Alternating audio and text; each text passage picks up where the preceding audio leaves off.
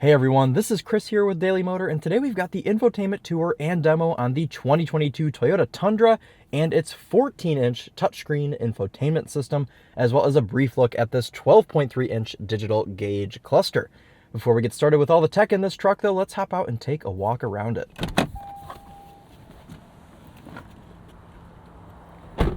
So this big orange Tonka truck is the Tundra TRD Pro, but all trims of the Tundra, or all higher trims of the Tundra, are available with this 14-inch touchscreen, so you'll be able to see what it's like to own one of these new Tundras and what it's like to work this new technology. This is a new infotainment system on this Tundra, and if you want to learn more about the Tundra beyond this 14-inch touchscreen, make sure to check the link in the description. That'll take you to all of our other videos on the TRD Pro Toyota Tundra. Cool, let's go ahead, hop in and dive into it.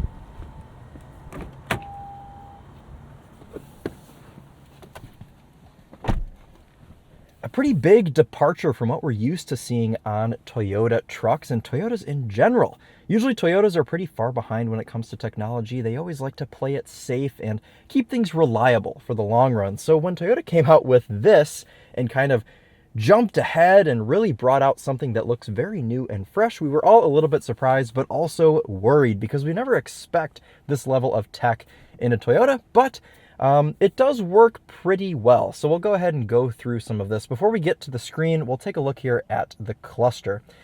Not too much going on here. In fact, the cluster is pretty similar to what we've seen in the past from Toyotas, other than the fact that it's fully digital. We don't have any sort of physical gauges here in the middle. And it's all controlled by, of course, our steering wheel buttons. You can see right now I've got the trip screen up. You can scroll up and down on that, and then you can scroll through your different menus using these arrows here. You can see you've got a compass. You can see your audio source. You can see if you're towing, you've got different metrics and settings here. You've got tire pressure. You can toggle on or off your driver assist. So if you're tired of hearing the truck beep at you, you're able to mess with that in this menu. And then that's your messages screen there.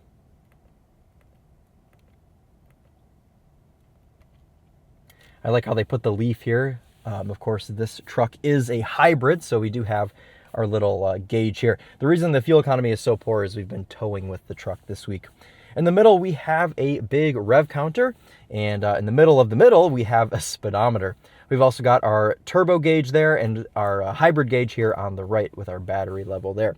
At the bottom, pretty normal stuff. Battery, voltage, we've got oil pressure, fuel gauge, and coolant temperature, as well as an odometer. So pretty straightforward cluster. The only time it gets overwhelming is if you are towing. Some of the different bings and bongs and settings in here can get a little bit overwhelming. But that is just about it with the cluster. Other technology on the steering wheel includes setting your distance for your adaptive cruise, as well as your lane keep assist is all done over here on the right hand side. You can also skip tracks and switch your mode here on the steering wheel as well, and you can adjust your volume and use voice commands. So pretty intuitive steering wheel here, not super overwhelming, and pretty dang straightforward. Okay, let's hop over to our 14-inch touchscreen, and right off the bat, this thing looks so new. Toyotas, as I said, always have an older feel to them. They always have this material on the screen that's like a matte kind of anti-glare material, which in some ways is cool, but most of the time just makes the car feel really dated and behind. But this new screen just looks like a big laptop screen. It's a shiny finish, and everything is laid out in a pretty cohesive and straightforward manner. There is no real home screen on this. The home screen is just whatever you want it to be. Right now it's nav. So I've got my navigation pulled up here, and it's a very pretty display. In fact, this is Google Maps. So you can do things like press your voice command, or you can hit search on here. Take me to Starbucks. I found 15 results. The first is Starbucks at Oakwood Street. Would you like to go to that one? Yes. Calculating route to Starbucks. So pretty quick overall thing here. Doesn't take too long to get you the screen that you want. I do wish it had some sort of like a Hey Google command like the Volvo, but I mean, this is pretty dang close. And this The reaction is, or excuse me, the refresh rate, it's pretty good overall. You can zoom in and out over here on the right-hand side. You can turn on and off traffic notifications. You can see here, you've got green, you've got yellow. There's a stoplight right here, so you can see that it's yellow. There's a stoplight right here. You can see it's red for cars stopping. So being able to see all that right on your in-home navigation screen is pretty dang cool without having to use phone projection. Recenter button there. You can also switch the direction if you want to constantly be pointing north, if you want 2D or 3D view. So pretty cool toggles there for that. And going down the list here, we've got 5 tabs, of course, as you have already seen. We've got a media tab right here, and I've got this set just to the radio, so you guys can see what all of that looks like. You've got your favorites tab up here at the top. You can see that there are some favorites set here for Sirius XM. You also have a tune tab, which is pretty cool. If you want to go to hits 1, or actually hits 1 might not. Oh yeah, 1.0, 102.7. Oh, I'm on FM now. Okay, so you can hit tune to station, and it'll take you right there. So pretty sweet. You can see also on the left-hand side, your favorites tab will stay up, and you can edit that at any time by pressing edit, as you can see, or you can move things around, you can delete them, all those sort of things. You can go back out of here. You've also got, if you want to jump right into, say, AM radio, you're able to do that here with this button. And you can see here all of your different channel choices on the right-hand side. I like all of the logos that they give you here. I'm a very visual person, so I appreciate being able to identify things by their logos, so that is pretty cool. You've got different tabs here. Go through different things. I'm surprised that AM radio has things other than people inhaling a microphone and talking too loudly into it. Okay, so you've seen how all of that works. I showed you how the tune works. Let's dive into Sirius XM for just a second, because that'll be slightly different. Got different tabs over here on the left-hand side. You can also go into your listening history and see what people have been listening to prior to us. I haven't done any sort of Sirius yet, but I guess whoever drove this before me liked their Fox News and classic vinyl, so there you go. Okay, let's go ahead and back out of here. And that's pretty much it here for the media tab. If you want to see what you're listening larger, you can also click on it down below, and it will bring it up to the right-hand side. Good old heat waves.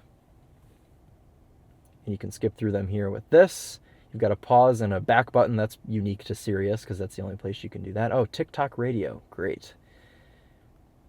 Okay. All right, cool. Let's go ahead and move on here down to the phone tab, and we're going to connect a device while we're doing the infotainment review, because this is my first time connecting a phone to this truck. So let's go ahead and click connect a device, see how that works. Go ahead and add a device. Search for Toyota Tundra.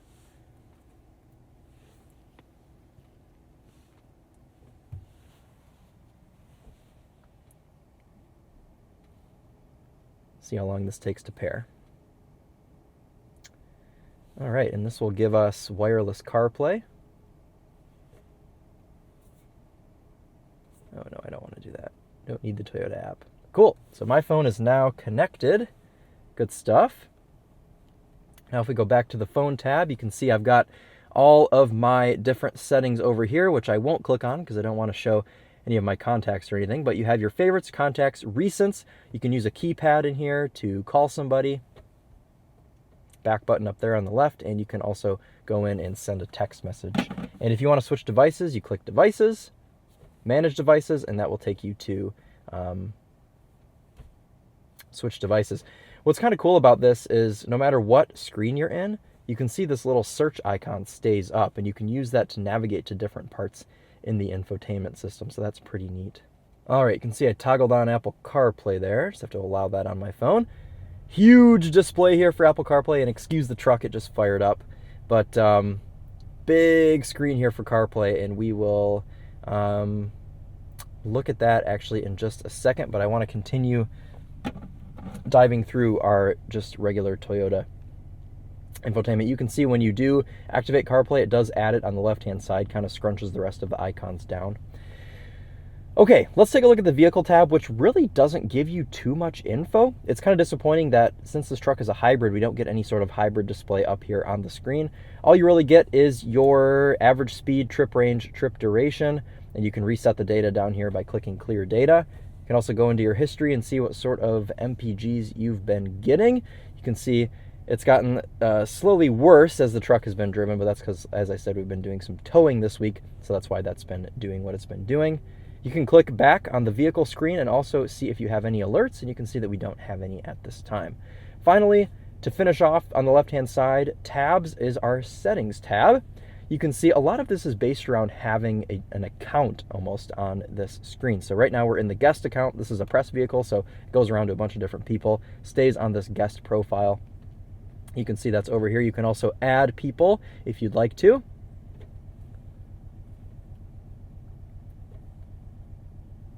Here's all of your other settings in here. You can turn on or off a screen beep if you, no, definitely don't want that. You can also turn up or down sensitivity if you'd like to do that. Date and time settings, keyboard settings. Oh, you can clear your search history. That's interesting.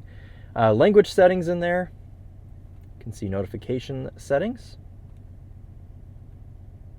Wi-Fi settings.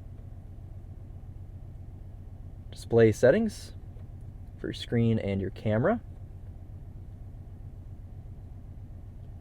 Navigation settings. Vehicle customization, that's pretty cool. You can see you can mess with your lights there. Automatic climate control, voice and search. It's got a wake word. You can do Hey Toyota, as you can see that. What do you want to do? There you go. So that's pretty neat to use something like that. Instead of saying, Hey Google, which I suppose, oh no, you wouldn't be able to set it because it's always just Hey Toyota. Okay, that's pretty neat that it has that. And we'll actually try that in just a second for our navigation. Cool, you can see you got a few other things down here, but mostly pretty straightforward as far as the settings menu goes. Quite a lot of different setting choices, but pretty well laid out and easy to navigate. And speaking of navigate, let's go ahead and try one more navigation prompt with the voice command. Hey Toyota. Hey Toyota. What do you want to do? I want to go to Tim Hortons, since we're in Michigan. I found 15 results. Haha. Oh, it still thinks I'm talking to it. Okay, cool. So there you go. That all works the same as we did earlier with the search button. Pretty neat. Okay, let's take a look here at Apple CarPlay since we've got my iPhone connected. And I've got to say, this is one of the coolest Apple CarPlay displays that I've seen on any infotainment system this year. This looks awesome on this 14-inch touchscreen. It's very crisp. The refresh rate is good. Resolution's pretty dang good. Wide view, 5 apps across, 2 apps down. Condenses all your apps into 2 pages as long as you have less than 20 apps, I suppose. Pull up Waze here. Yeah, pretty sweet. Google Maps, which is just the included maps in the car, so you don't really need to use that. Spotify. Pretty sweet. Okay, nice. That should be on Waze. There's your home screen. Oh, it's on Google Maps right now. Cool, and you've got a Toyota button here to get you back to the Toyota screen. Okay, now that we've taken a look there at Apple CarPlay, let's go ahead and plug in this Android phone. Hopefully be able to override our CarPlay and take a look here at Android Auto. One thing I will say is that it's kind of strange as far as USB placement goes, because it's over here on almost the climate control panel. I'll be showing you guys this in POV, but it's kind of an awkward spot to line in for media. So, I don't know, just my opinion. I would rather have it down in the console area if it were up to me. All right, there we go with Android Auto here on this screen, and looking pretty promising for a full screen display. Let's go ahead and hit continue. Oh, not quite full screen, it looks like. That's okay. It's pretty much full screen. But here you go for Android Auto. Oh boy. But here you go for Android Auto. You can take a look at that display. No scrolling here. It fits all of the icons in one place. Resolution is a little bit crappy. You can see some of the pixels here on the outside of these icons, but it does pull up very quickly. All I had to do was plug in the Android phone and it pretty much just popped right up on the screen. No real setup there. And you know, I always usually prefer Apple CarPlay displays over Android Auto, but here you go. This is what it looks like. I can take a look at YouTube Music, see how fast it reacts to being on an app. Okay, a little bit of lag, but not too bad. Okay, go back home here, and then you've got a Toyota button to get you back to the Toyota screen. All right, well, overall, it's a pretty good infotainment system. I mean, it's very straightforward, it's very simple, and it's honestly a lot better than I thought it was going to be diving into it for the first time a few months ago or whenever I first messed with one of these. And, you know, I've got to say it gets my seal of approval. I don't really have any complaints. I do wish we had full screen for Android Auto, but that's okay because I don't have an Android, so I'm not super concerned about that. Refresh rate, pretty good.